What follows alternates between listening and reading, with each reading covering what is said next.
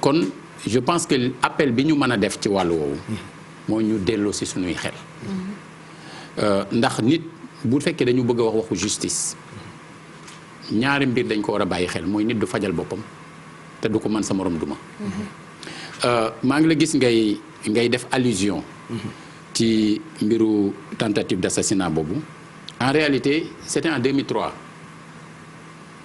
c'était en octobre 2003 le 5 octobre 2003 li tax nit ñi di wax souvent 2007 c'est rechute bi ma amoon ba tax nit ñi jàppoon ne damay dem mais kenn du dem te yàlla yóbbuwu la. parce que ñëpp 2007 bi la ñuy wax. waaw mais 2003 la xew. ndax 2003 5 octobre 2003.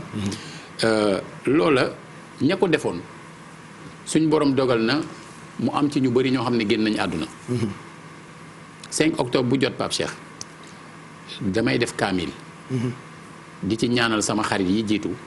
waaye ñooñu jiitu ci ñi daloon sama kaw dama leen ciy ñaanal ndax dama leen a jéggal. et pourquoi 5 octobre.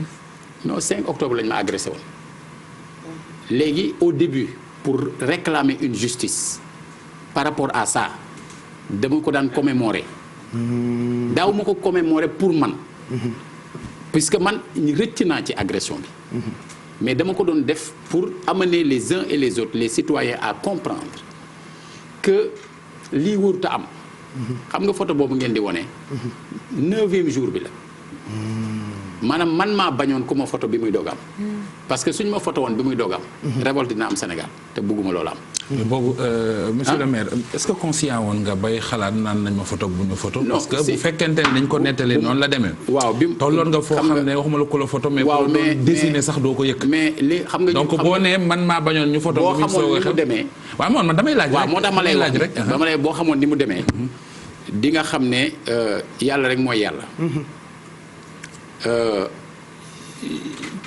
kenn ñëwul fekk ma tëdd sëñ Mohamed yàlla moo ma may kàttanu xeex ak ñoom ndax benn nit ci ñoom rek war na maa mën a lem kon jot ngeen a xeex bien sûr ni témoins yi newoon foofu d'ailleurs rajo bi nekk fii ci groupe bi ñoom ñoo ñëw ci guddi gi di def direct ba fajar donc ñoom am nañu élément yépp ñooña ñoo leen nettali ni mu demee mais li ci important ci wax ji mooy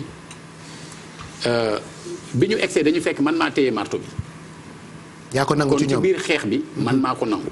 te am na ku ma ko dóor ci ñoom tamit. benn marteau la woon. waaw benn la woon boobu mi ngi ci dossier bi nekkoon justice.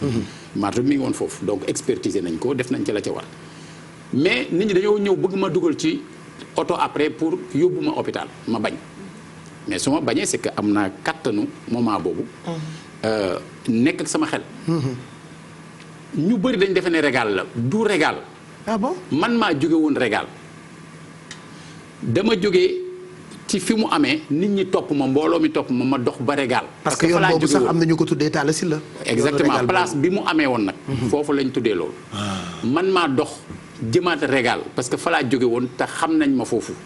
ña fa nekk xam naa leen kii moom woon régal di Jamal xam naa ko ma dellu foofu bi may yegsi la daw génn ci clameur bi ma laaj ko téléphone am mu jox ma ko ma woo sama adjoint bi may daaneel li ma koy expliquer ci laa xam ci lañ ma doog a seet nu ñu may yóbboo mais même biñ may yóbbu dàqaat nañ ñu avec Jamal nga xam ne oto boobu gaa ñi identifié nañ ko xam nañ ko ko yor. donc ñoom dañu bëggoon nga dee kut ko kut. yemuñu foofu après ñu hôpital encore amaan na fa ensuite vers la fin je l'ai expliqué daaw xam nga comme dañoo classé le dossier sans suite moo waral lu ci bëri nit ñi xamuñu ko ñu ci bëri dañ defe ne cassette bi amoon jamono boobu moo tax alors que ça n'a rien à voir avec la cassette dafa dajee dafa tombé c'est parce que j'enquêtais à l'époque sur l'assassinat de maître Babacar Seye te bëgg a xam nu mu demee jaraloon na ma teggi pexe ba dem camp pénal. à quel titre. kan en tant que citoyen. puisque si on peut assassiner dans un pays un serviteur de l'État et que l'appareil judiciaire bouge à peine ça pose un problème tout le monde est en danger. xam nga loolu ma gisoon ne bu loolu amee tout le monde est en danger feeñ na ci man mais man dama leen a jéggal ñoom ñëpp laa jéggal te muy dëgg ci man.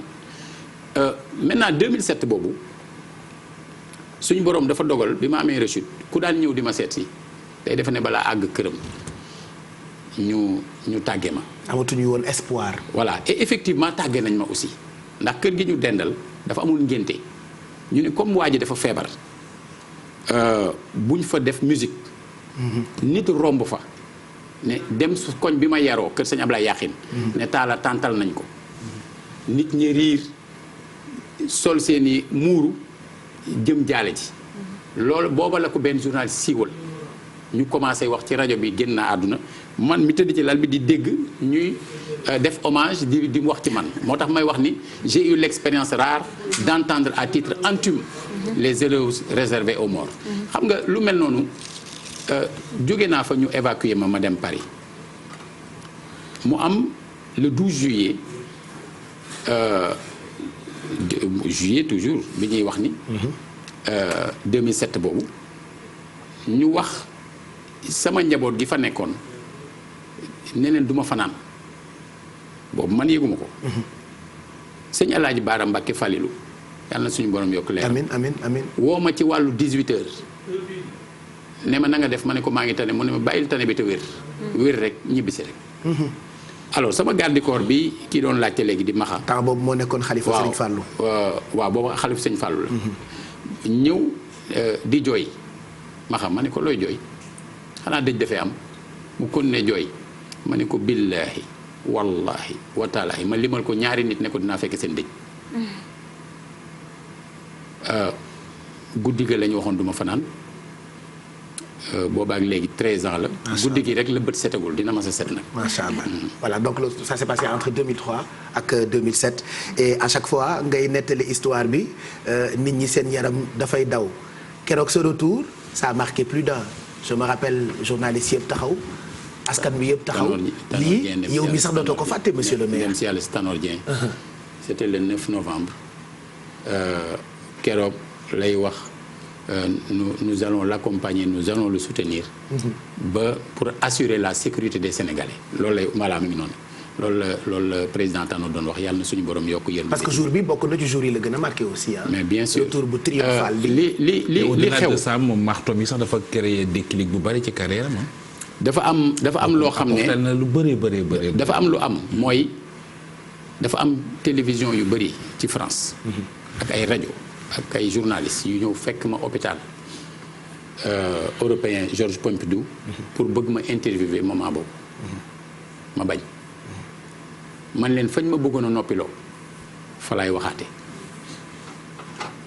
moo waral ma revenir moo waral aussi ma organiser lii c'était pour delluwaat ci barab bi won ñooñu neen ils ont échoué que yàlla rek mooy yàlla et lii ba muy am citoyens ya fa daje woon anonyme ñi ci ëpp du woon ay militants jëf jël ñi mobilisé woon nañu mais ay citoyens qui n'acceptent pas l'injustice ñi ngi teew Serigne Cheikh Al Maktoum moo ma njëkk a yónnee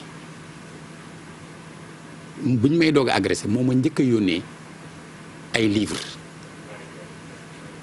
jox ko doomam bi nga xam ne moom la ñuy wax Maam Malick parce que moom dafa bañ injustice moom moo doon wax ne il nous faut instaurer une justice juste qui fera de l'injustice un ennemi à abattre te c'était injuste nag voilà ce qui s'est passé je me suis dit man dafa am lu ma ameel sénégalais yi mooy agression bi dañ ko tuddee affaire Talla Sylla sama turandoo la mais bu may jóg di xeexatuma kon pour sama bopp ci loolu ndax man génn naa ci mais damay xeex pour que duñ ko def keneen parce que su fekkee ne mën nañu toog ci réew